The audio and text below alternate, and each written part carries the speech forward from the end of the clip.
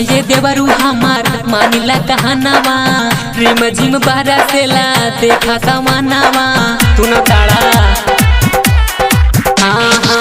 सुना ये देवरू हमार मानिला कहनावा रिम झिम बरसेला देखा समानावा हमके घुमा दे देव घरवा हो देव घरवा हो। गेरुआ के साड़ी पहनी बैठाल बानी गाड़ी लेके आई नई हरवा हो। गेरुआ के साड़ी पहनी बैठाल बानी गाड़ी लेके आई नई हरवा हो।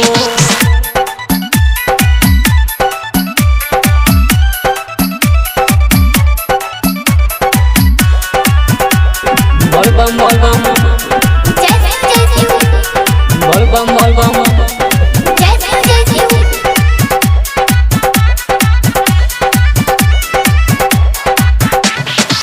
लागल बा महान हो चढ़ल सामान हो भैया न बाड़े तो हर घरवा घुमा दी देव घरवा हे देवरू।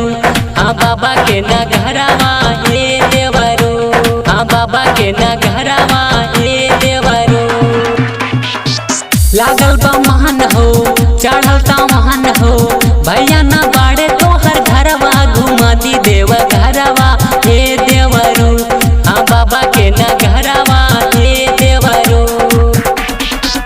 खुल जाई भाग के मरवा हो के मरवा हो।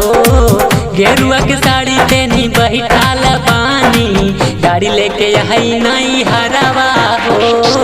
गेरुआ के साड़ी पहनी बैठाल बानी गाड़ी लेके आई नई हरवा हो।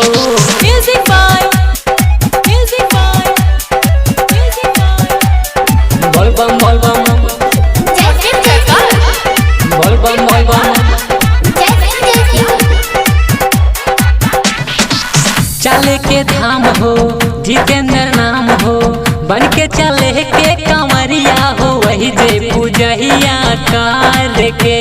हाँ बाबा के सेवकैया कर के। हाँ बाबा के सेवकैया कर के।